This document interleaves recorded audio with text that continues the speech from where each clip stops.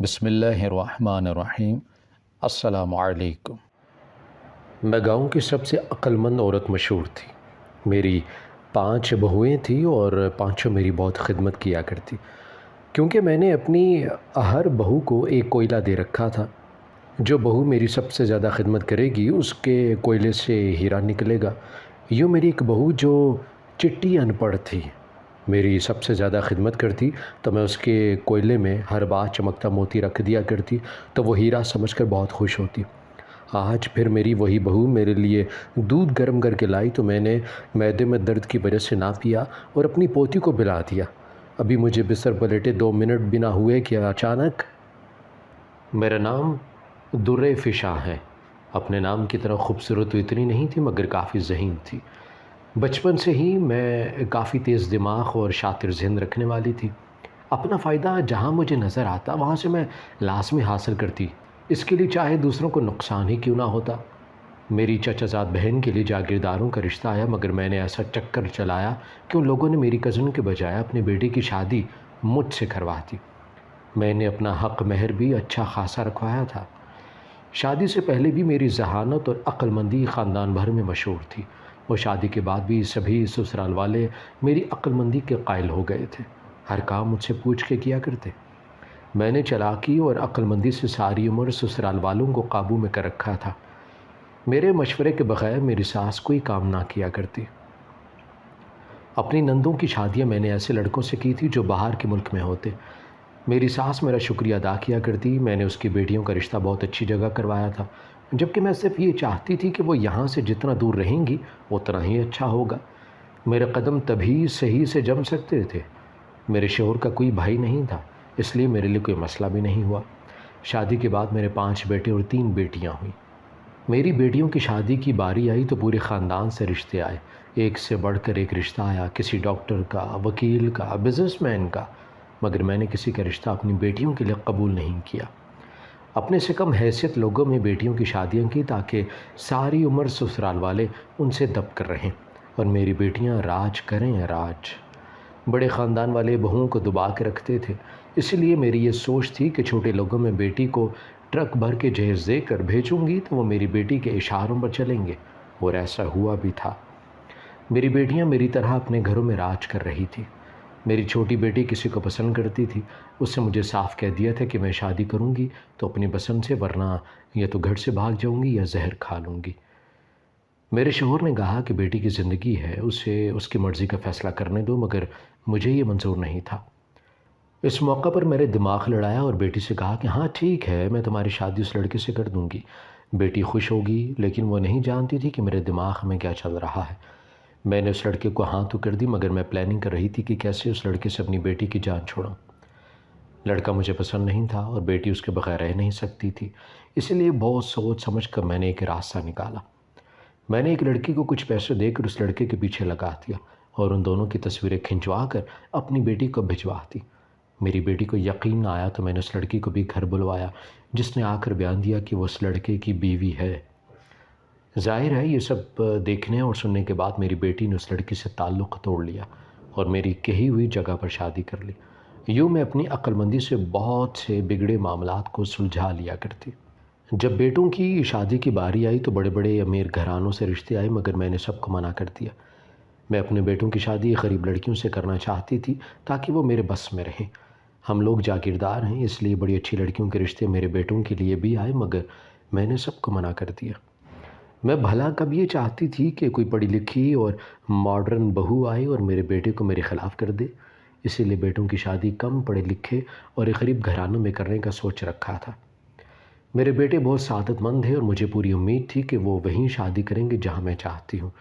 بڑے بیٹے نے تو چپ چاپ وہیں شادی کر لی جہاں میں نے کہا تھا۔ ہاں، تیسرے نمبر والے داؤد نے پریشانی کھڑی کی۔ وہ اپنی کلاس فیلو سے شادی کرنا چاہتا تھا۔ وہ لڑکی کسی سیاستدان کی بیٹی تھی اور وہ لوگ ہم سے کہیں گنا زیادہ امیر تھے۔ اگر میرے بیٹے کی اس لڑکی سے شادی ہو جاتی تو وہ یقیناً میرے بیٹے کو لے کر یہاں سے کہیں اور چلی جاتی، کیونکہ میں جانتی تھی کہ شہری لڑکیاں گاؤں میں نہیں ٹک سکتی۔ وہ وقت میرے لیے بہت مشکل تھا، میری کوئی چال بھی کام نہیں آ رہی تھی۔ بیٹا ضد پر اڑ گیا تھا کہ شادی کروں گا تو اس لڑکی سے ورنہ جان دے دوں گا۔ میں نے بہت تدبیریں کی مگر کوئی فائدہ نہ ہوا۔ آخر میں نے ایک بڑا رسک لینے کا فیصلہ کیا۔ میں نے رشتہ طے کر دیا۔ میرا بیٹا بہت خوش تھا، مگر میں نے تو کوئی اور ہی پلان بنا لیا۔ میں نے اس لڑکی کے باپ تک یہ غلط خبریں پہنچا دی کہ میرا بیٹا نشہ کرتا ہے، لڑکیوں کے ساتھ تعلق رکھتا ہے۔ نتیجہ وہی ہوا جو ہونا چاہیے تھا۔ اس لڑکی کا باپ خود ہمارے گھر آ کر رشتہ توڑ گیا اور اپنی بیٹی کو اس نے باہر بھیج دیا۔ یوں میں نے اپنی دانش مندی سے یہ مرحلہ بھی پار کر لیا۔ کچھ عرصے بعد اس کی شادی میں نے اپنی پسند کی لڑکی سے کروا دی۔ چھوٹے دو بیٹوں نے بھی بہت کوشش کی، مگر میں نے کسی کی ایک نہ چلنے دی اور پانچوں بہو اپنی مرضی سے لے کر آئی۔ میری سب سے چھوٹی بہو تو چٹی ان پڑھ تھی، کیونکہ میرا چھوٹا بیٹا ایسا تھا کہ بڑی جلدی باتوں میں آ جاتا، اس لیے اس کی بیوی میں ان پڑھ اور بے وقوف سی لائی تھی جو میرے بیٹے کو میرے خلاف نہ کر سکے۔ وہ ایسی لڑکی تھی جو میرے اشاروں پر چلتی تھی۔ میں رات کو دن کہتی تو اس کی رات کہنے کی جرات نہ ہوتی، وہ دن ہی کہا کرتی۔ میں نے اپنے پورے گھر کی ذمہ داری اپنی بہو کے سپرد کر دی تھی۔ بہویں میری خدمت کیا کرتی، مگر میں جانتی تھی کہ وہ دل سے نہیں کرتی بلکہ ڈر سے کیا کرتی ہیں۔ پھر میں نے ایک ترکیب سوچی۔ ایک دن میں نے اپنی سب بہوؤں کو بلایا اور سب کو ایک ایک کوئلہ دیا۔ وہ سب بہت حیران ہوئی کہ میں نے ان کو یہ کوئلہ کیوں دیا۔ میں نے سب کو مخاطب کر کے کہا کہ تم میں سے جو میری سب سے زیادہ خدمت کرے گی اس کے کوئلے سے ہیرا نکلے گا۔ یہ بہت خاص کوئلہ ہے، ہمارے پیر بابا نے بھجوائے ہیں، اس لیے نیک نیتی سے جو اس کو گھر اور مجھے سنبھالے گی اس کے کوئلے سے بہت ہی بیش بہا قیمت ہیرا نکلے گا۔ میری بہویں سن کر بہت خوش ہوئیں اور اپنا اپنا کوئلہ سنبھال کر رکھ دیا۔ اب وہ سب ہیرے کے لالچ میں میری بہت زیادہ خدمت کرنے لگی۔ ایک بہو سارے گھر کی صفائیاں کر رہی تھی تو ایک کھانا پکا رہی ہوتی، کوئی برتن دھو رہی ہوتی اور کوئی کپڑے دھو کر استری کر رہی ہوتی۔ جب بھی گاؤں کی کوئی عورت آتی اور میری بہوؤں کو کام میں لگا دیکھتی تو رشک کیا کرتی اور مجھے کہتی کہ عقل مندی ہو تو تمہارے جیسی، تم جیسی ساس کہاں ملتی ہے جو بہوؤں پر ظلم بھی نہیں کرتی اور ان سے سارے کام بھی نکلوا لیتی ہے۔ میری ساری بہویں ماں جی کرتے میرے آگے پیچھے گھوما کرتی، میرے سارے کام اپنے ہاتھوں سے کرتی۔ خاص کر چھوٹی بہو تو سب سے بڑھ کر میرے آس پاس گھوما کرتی۔ جیسے ہی مجھے کسی چیز کی ضرورت ہوتی تو وہ فوراً لے آتی۔ میرے سارے کام اس نے اپنے ذمے لے رکھے تھے۔ میرے کپڑے بھی وہی دھویا کرتی اور استری بھی وہی کرتی۔ ایک بار میرے گھر ایک دور کی رشتہ دار آئی ہوئی تھی۔ اس سے بات کرتے ہوئے ایک دم سر میں درد شروع ہو گئی۔ میں نے چھوٹی بہو جس کا نام شاہینہ تھا اور میں شانو کہتی تھی آواز دے کر کہا کہ مجھے سر درد کی گولی لا کر دو۔ شانو بھاگتی ہوئی آئی، گولی کے ساتھ چائے بھی بنا لائی اور میرا سر بھی دبانے لگی۔ میرے رشتہ دار نہایت حیران ہوئے۔ اسے یہ تابعداری اور فرما برداری جھوٹ لگی اور وہ مجھ سے کہنے لگی کہ کوئی بہو اتنی اچھی نہیں ہو سکتی، ان پر نظر رکھو، یہ نہ ہو کہ لاپرواہی میں تم اپنی حکومت ہی گرا لو۔ میں نے سوچا بھلا میں نے اتنا پکا کام کیا ہے، بھلا میری حکومت کیسے گر سکتی ہے؟ میری بہوؤں میں اتنی ہمت ہی نہیں تھی کہ میرے فیصلے کے خلاف جا سکتی۔ آنکھ تک اٹھانے کی تو ان کو اجازت نہیں تھی۔ میں نے اس دن خوش ہو کر اپنی چھوٹی بہو کے کوئلے میں ایک چمکتا ہوا موتی رکھ دیا، جس کو پا کر وہ بہت خوش ہوئی اور پہلے سے زیادہ لگن سے میری خدمت کرنے لگی۔ اس کی دیکھا دیکھی باقی بھی بڑے جوش و خروش سے کام کرنے لگی۔ اگلے مہینے میں نے ایک موتی بڑی بہو اور ایک موتی پھر سے چھوٹی بہو کے کوئلے میں رکھ دیا۔ چھوٹی بہو کو تو اکثر ہی موتی دے دیا کرتی، باقیوں کو کبھی کبھار دیا کرتی۔ سب موتی پا کر بہت خوش ہو جایا کرتی۔ وہ بے وقوف یہ نہیں جانتی تھی کہ میں ان کو ہیرے کی جگہ سستا سا چمکتا موتی دے دیا کرتی ہوں، جسے وہ ہیرا سمجھ لیا کرتی ہیں۔ میں پاگل تھوڑی تھی جو ان کو ہیروں سے نوازتی۔ میرے دوسرے نمبر والے بیٹے کو باہر کے ممالک سے نوکری کی آفر آئی تو وہ چلا گیا۔ جاتے ہی اس نے اپنی بیوی کو بلانے کی کوشش شروع کر دی، مگر میں کیسے اپنی بہو کو جانے دیتی؟ ہر بار میں کوئی نہ کوئی ایسا بہانہ بنا دیا کرتی کہ پھر یوں ہی وقت گزر رہا تھا۔ ان دنوں میرے شوہر بھی بیمار رہنے لگے۔ ایک دن انہیں فالج کا اٹیک ہو گیا۔ مجھے محسوس ہو رہا تھا کہ ان کے پاس سے تھوڑے ہی دن بچے ہیں، اس لیے میں نے ان کی جائیداد کے تمام پیپرز اپنے نام کروا کر دستخط کروا لیے۔ میں نہیں چاہتی تھی کہ باپ کے مرتے ہی بیٹے اپنی جائیداد لے کر مجھے چھوڑ جائیں۔ میرے نام پر پراپرٹی اور جاگیر ہوگی تو کوئی میرے سامنے آنکھ بھی نہیں اٹھا سکے گا۔ سب مجھ سے دب کر رہیں گے اور میرے ساتھ رہیں گے۔ میرے شوہر کا انتقال ہو گیا۔ باپ کے دنیا سے جاتے ہی بیٹوں نے اپنے حصوں کا مطالبہ کر دیا، مگر جب پتہ چلا کہ سب کچھ میرے نام ہے تو سب چپ کر کے بیٹھ گئے۔ آہستہ آہستہ میری بڑی بہو کا رویہ بدلنے لگا۔ اب ان کے بچے ہو گئے تھے تو ان سب کا دھیان زیادہ تر اپنے بچوں میں ہی لگا رہتا۔ ایسے میں چھوٹی بہو شانو ہی تھی جو آج بھی پہلے کی طرح جی جان سے میرا خیال رکھ رہی تھی۔ صبح مجھے چائے بنا کر دیتی اور رات کو سونے سے پہلے میرے لیے دودھ کا گلاس لے کر آتی۔ مجھے اب اس کی مخلصی پر کسی قسم کا کوئی شک نہیں رہا۔ وہ دل سے میری عزت اور خدمت کیا کرتی۔ کبھی کبھار وہ بازار چلی جاتی تو مجھے کہہ کر دوسری بہوؤں سے اپنا کام کروانے پڑتے۔ میں محسوس کر رہی تھی کہ اب میں بوڑھی ہوتی جا رہی ہوں تو میرا روب اور دبدبا بھی ختم ہوتا جا رہا ہے۔ اب بیٹے اور بہوئیں اپنی مرضی سے زندگی جی رہے تھے۔ میرے حکم کی اب کوئی پرواہ نہیں تھی۔ شانوں کے سوا سب نے پوچھنا چھوڑ رکھا تھا۔ ایک دن کچھ یوں ہوا کہ میرا ہار میرے کمرے سے گم ہو گیا۔ میں نے پورا کمرہ چھان مارا لیکن وہ مجھے کہیں نہیں ملا۔ شام کو شانوں جھجکتی ہوئی کمرے میں آگے کہنے لگی، میں آپ کو کچھ بتانا چاہتی ہوں لیکن میرا نام نہ آئے۔ میں نے چونکتے ہوئے کہا کہ کہو کیا بات ہے؟ کہنے لگی کہ آپ کا ہار میں نے ثروت بھابھی کی بیٹی کے پاس دیکھا ہے۔ مجھے بہت غصہ آیا کہ میری بڑی بہو ثروت نے اپنی بیٹی کے ذریعے میرے کمرے سے ہار چوری کروایا۔ میں نے اسی وقت ثروت کے کمرے کی تلاشی لی اور ہنگامہ مچا دیا۔ ہار مجھے وہاں سے مل گیا۔ وہ قسمیں کھانے لگی کہ مجھے علم نہیں کہ یہ ہار کہاں سے میرے کمرے میں آیا، مگر میں نے اسے تھپڑ دے مارا۔ میرے بڑے بیٹے کو پتہ چلا تو وہ بجائے اپنی بیوی اور بیٹی کو سمجھانے کے ان کا ساتھ دینے لگا۔ مجھے غصہ آیا تو میں نے اسے گھر سے نکال دیا۔ دوسری بہو کا میاں تو ہوتا ہی باہر تھا، اس نے بھی اپنی بیگم کو اپنے پاس سے باہر بلا لیا۔ ایک روز جانے کیسے میرے تیسرے بیٹے کو خبر ہوگی کہ میں نے اس کی شادی اس کی پسند کی لڑکی سے رکوانے کے لیے سازش کی تھی۔ وہ بھی مجھ سے ناراض ہو گیا۔ میری زندگی میں ایک دم اتنی پریشانیاں آ گئیں کہ میں بوکھلا گئی۔ میں نے سوچا مجھے اب کوئی ترکیب لگا کر سب اپنے ہاتھ میں کرنا ہوگا۔ میں نے بیمار ہونے کا ناٹک کیا۔ ایک دن اچانک میں گر گئی۔ بیٹا جو گھر پر تھا مجھے ہاسپٹل لے گیا۔ میں بالکل ٹھیک تھی مگر میں نے چیک کروانے کے لیے ڈاکٹر کو پیسے دے کر کہا کہ باہر میرے بیٹوں سے کہو کہ مجھے ہارٹ اٹیک ہوا ہے اور مجھے کوئی پریشان نہ کرے۔ ڈاکٹر نے میری بات مان لی اور باہر جا کر میری اولاد سے یہی کہا کہ اب اگر مجھے کوئی ٹینشن دی تو جان جانے کا بھی خطرہ ہو سکتا ہے۔ یہ سن کر میرے ناراض بیٹے کی ناراضی بھی ختم ہو گئی اور میرے بیٹے دوبارہ میری مٹھی میں آ گئے۔ سب پہلے جیسا ٹھیک ہو گیا۔ میری دوسری بہوئیں اکثر مجھ سے شانوں کی شکایتیں کیا کرتی ہیں کہ وہ ویسی نہیں جیسی نظر آتی ہے، مگر مجھے شانوں کے سوا کسی پر بھروسہ نہیں تھا۔ اب مجھے پتہ نہیں کون کون سی بیماریاں بھی ہو گئی تھی۔ ایسے میں صرف وہی مجھے سنبھالا کرتی۔ میں جانتی تھی کہ وہ شانوں سے جلتی ہیں، اسی لیے ایسا کرتی ہیں۔ روز میرے لیے وہ دودھ لایا کرتی۔ ایک دن بھی ایسا ہی ہوا جب میری چھوٹی بہو شانوں میرے لیے دودھ کا گلاس لائی اور میز پر رکھ کر چلی گئی۔ میرے معدے میں آج صبح سے درد ہو رہا تھا، اسی لیے میں نے دودھ نہیں پیا۔ شانوں کی بیٹی میری پوتی جو 4 سال کی تھی میرے کمرے میں روتی ہوئی آئی کہ امی نے دودھ نہیں دیا، کہتی ہے کہ ختم ہو گیا ہے۔ میں نے اس کو اپنا دودھ کا گلاس دیا جسے وہ پی کر خوش ہوتی اپنے کمرے میں چلی گئی۔ ابھی مجھے بستر پر لیٹے 2 منٹ بھی نہ ہوئے کہ مجھے شانوں کی چیخنے کی آوازیں آئیں۔ میں بھاگتی ہوئی گئی تو میری پوتی الٹیاں کر رہی تھی۔ اسے ہم فوراً ہاسپٹل لے کر بھاگے۔ ڈاکٹر نے چیک کر کے کہا کہ بچی کو زہر دیا گیا ہے۔ اگر اسے وقت پر ہاسپٹل نہ لاتے تو یہ مر سکتی تھی۔ یہ سن کر میرے سر پر آسمان ٹوٹ پڑا۔ اس نے تو وہ دودھ پیا تھا جو میرے لیے تھا، تو کیا وہ زہر میرے لیے تھا؟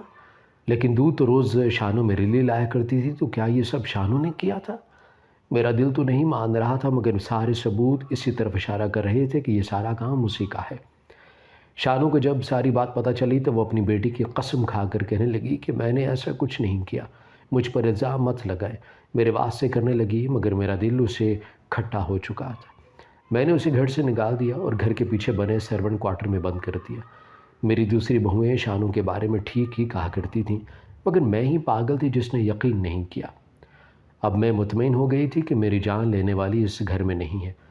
یہ چند دنوں کی بات تھی، میں دوپہر کا کھانا کھا کے لیٹی تھی کہ مجھے یکدم الٹیاں آنے لگیں۔ میری بہوئیں اپنے کمرے میں تھیں، میں بہت چیخی مگر کسی کو میری آواز سنائی نہ دی۔ وہ تو مالی بابا نے دیکھا تو شور مچایا، مجھے ہاسپٹل لے کر گئے۔ ڈاکٹر نے جو بات کہی اسے سن کر میرے قدموں تلے سے زمین نکل گئی۔ اس نے کہا کہ آپ کو زہر دیا گیا ہے۔ یہ سن کر میرے ہوش و حواس گم ہو گئے۔ شانوں کو تو میں نے کمرے میں قید کیا ہوا تھا، پھر اس نے یہ حرکت کیسے کی؟ اگر اس نے نہیں کی تو کس نے کی تھی؟ میں ڈر گئی تھی۔ میرے ہی گھر میں کون میرا دشمن ہو گیا تھا؟ مجھے اب کسی پر بھی اعتبار نہیں رہا، نہ کسی بیٹے پر اور نہ ہی کسی بہو پر۔ ملازموں کو بھی میں نے گھر والے حصے سے دور کر دیا۔ میں نے اپنے لیے ایک نئی ملازمہ رکھ لی تھی، مگر جانے وہ کیسی عجیب مزاج کی تھی، میری بجائے باقی سر گھر والوں کے کام نمٹایا کرتی۔ میں نے اسے کئی بار جھڑک کر اپنے کام کروائے، اب تو مجھے رات کو سوتے بھی ڈر لگا کرتا۔ میں بہت خوفزدہ رہنے لگی۔ عمر کے حصے میں جانے کون میری جان لینا چاہتا تھا۔ سب یہی کہتے تھے کہ یہ سب شانو ہی کر رہی ہے۔ آخر میں نے اس راز کی تہہ تک خود ہی پہنچنے کا فیصلہ کر لیا۔ ایک دن میں نے شانو کو بھی قید سے آزاد کروا دیا اور سب کو بلا کر اعلان کیا، اگر میں بغیر کسی وجہ کے غیر طبی موت مری تو میری جاگیر اور پراپرٹی گاؤں کے لوگوں میں تقسیم کر دی جائے گی، لیکن اگر میں بھلی چنگی ہو کر اگلے سال تک زندہ رہی تو میں اپنی جائیداد تمام بیٹوں میں بانٹ دوں گی۔ یہ خبر سن کر میرے بیٹے اور بہویں خوش ہو گئی۔ میرے باہر کے ملک میں رہنے والا بیٹا اور بہو بھی آ گئے، اور جو بیٹا گھر چھوڑ کر گیا تھا وہ بھی بیوی بچوں سمیت آ گیا۔ میری عمر 70 سال ہو چکی تھی اور میں نے اپنی حاضر دماغی سے اپنے لیے 1 سال کی عمر کا اضافہ کر لیا۔ اسی 1 سال میں مجھے اپنے دشمن کا پتہ لگانا تھا۔ مجھے معلوم کرنا تھا کہ وہ کون تھا جو نہیں چاہتا تھا کہ میں زندہ رہوں۔ میری بہویں اب میرے آگے پیچھے پھرا کرتی، مجھے پھل کاٹ کر دیا کرتی اور اچھا پرہیزی کھانا کھلاتی تاکہ میں اگلے سال تک صحت مند ہو جاؤں، لیکن میں نوٹ کر رہی تھی کہ شانو اب مجھ سے دور رہا کرتی، میرا کوئی کام نہیں کیا کرتی بلکہ اپنے بچوں کے ساتھ ہی لگی رہتی۔ اس نے میری طرف دیکھنا اور بلانا بھی چھوڑ دیا تھا۔ کبھی مجھے لگتا کہ سارے کھیل کے پیچھے شانو ہی ہے اور کبھی لگتا کہ یہ میرا وہم ہے بس، لیکن سب مجھے اس کے خلاف بھڑکاتی تھی، اس لیے مجھے بس اسی پر زیادہ شک رہنے لگا۔ میں نے اپنے سارے بیٹوں اور بہوؤں پر نظر رکھنا شروع کر دی، ان کے آنے جانے کا دھیان رکھنے لگی تاکہ معلوم کر سکوں کہ کون کیا کرتا پھر رہا ہے۔ ایک روز میں نے شانو کو باہر جاتے ہوئے دیکھا تو نوکرانی کو اس کے پیچھے دوڑایا کہ جا کر پتہ کرو کہ وہ کہاں گئی ہے اور کیا کرنے گئی ہے۔ ملازمہ نے آ کر بتایا کہ وہ میڈیکل سٹور پر کوئی دوا خریدنے گئی تھی۔ مجھے شک ہوا کہ کہیں وہ پھر سے زہر تو نہیں خریدنے چلی گئی۔ اس دن میں نے رات کا کھانا ہی نہیں کھایا۔ مجھے ڈر تھا کہ کہیں شانو نے میرے کھانے میں کچھ نہ ملا دیا ہو، لیکن بعد میں پتہ چلا کہ اس کی بیٹی کی طبیعت خراب تھی، اس وجہ سے وہ سٹور تک گئی تھی۔ یوں ہی ڈرتے ڈرتے مجھے 6 مہینے گزر گئے۔ میری بہویں جائیداد کے لالچ میں میرا بہت خیال رکھنے لگی، جس کی وجہ سے میں بھلی چنگی بھی ہو گئی۔ ایک دن میں نے شانو کو بات کرتے سن لیا۔ میں اس کے کمرے کے سامنے گزر رہی تھی کہ دیکھا وہ کسی سے فون پر بات کر رہی ہے۔ اماں ہر وقت مجھ پر شک کرتی رہتی ہیں، میں یہ کام نہیں کر سکتی، اب سال بعد ہی ہوگا جو بھی ہوگا، ابھی میں کچھ نہیں کروں گی۔ مجھے اس کی باتیں سن کر یقین ہو گیا کہ وہی اب تک اس کھیل کے پیچھے تھی۔ میں نے اسے چٹیا سے پکڑ کر باہر دھکا دیا اور بولی کہ نمک حرام، میں نے تجھے ساری زندگی سر پر بٹھا کے رکھا اور تو نے یہ صلاح دیا کہ میرے ہی خلاف سازشیں کر رہی ہے۔ میں اسے تھپڑ مارنے لگی تھی کہ اس نے میرا ہاتھ پکڑ لیا اور کہنے لگی، اماں بس، اب میں تیرا اور کوئی ظلم نہیں سہوں گی۔ اپنے شوہر سے بات کر رہی تھی میں، وہ مجھے دھوکے سے تم سے پیپر سائن کروانے کا کہہ رہا تھا اور میں منع کر رہی تھی، لیکن تمہیں اتنا بتا دوں کہ تمہارے سب بیٹے تم سے اپنا حصہ دستخط کروا چکے ہیں، اب بس ان سب کو تمہارے حصے کا لالچ ہے جس کی وجہ سے وہ یہاں ہیں، اور میں نے تمہیں کوئی زہر نہیں دیا۔ وہ بڑی بھابھی نے نوکرانی سے کہہ کر دودھ میں اور پھر بعد میں کھانے میں بلوایا تھا، کیونکہ تم نے ان پر چوری کا الزام لگایا تھا اور گھر سے نکالا تھا، اسی لیے انہوں نے بدلہ لینا چاہا تھا۔ میں نے ایک دن ان کی باتیں سنی تھی جب وہ ملازمہ کو پیسے دے رہی تھی۔ میں یہ سب سن کر دنگ رہ گئی، مجھے یقین نہیں آ رہا تھا، یوں لگ رہا تھا کہ وہ کوئی جھوٹی کہانی سنا رہی ہو۔ بھلا وہ کیسے ایسا کر سکتی تھی؟ وہ کہنے لگی کہ اماں، ساری عمر تم اپنی اس دولت اور جائیداد کو سینے سے لگا کر رکھتی رہی ہو، تم رکھو اپنی دولت اپنے پاس، میں اپنے شوہر اور بچوں کے ساتھ یہاں سے جا رہی ہوں۔ میرے بھائی نے 2 مربع زمین میرے نام کر دی ہے، اس لیے اب تمہاری زمین کی کوئی ضرورت نہیں۔ شانو چلی گئی۔ مجھے انتہائی تکلیف ہوئی تھی یہ سب سن کر۔ وہ سب مجھے دھوکہ دے چکے تھے۔ مجھے یاد آیا کہ ایک دن بڑی پوتی مجھ سے کہنے لگی، دادی میں نے ایڈمیشن لینا ہے اور ہمیں اجازت نہیں دے رہی، کالج والوں کو کسی بڑے کے سائن چاہیے، آپ کر دیں۔ میں نے اپنی بہو کی ضد میں اور اسے نیچا دکھانے کی خاطر اپنی پوتی کو سائن کر دیے تھے۔ اس کے بعد باقی سب نے بھی کسی نہ کسی بہانے سے مجھ سے دستخط کروا لیے تھے، اور یہ سب مجھے اب سمجھ میں آ رہا تھا۔ مجھے یہ بھی سمجھ میں آ گیا کہ میں کس قدر شانو کو غلط سمجھتی رہی، حالانکہ وہ تو میری سب سے بڑی خیر خواہ تھی۔ اس کے جانے کے بعد باقی سب بھی چلے گئے، کیونکہ سب کو یقین ہو گیا تھا کہ میں اپنا حصہ کسی کے نام نہیں کروں گی۔ اس بڑھاپے میں میری کوئی چال اور ذہانت اس کام نہ آ سکی کہ میں اپنے بچوں کو جوڑ کر رکھ سکتی۔ میں نے اپنا آشیانہ اپنے ہاتھوں سے اجاڑ دیا۔ آج میں اکیلی نوکروں کے رحم و کرم پر ہوں اور پچھتا رہی ہوں۔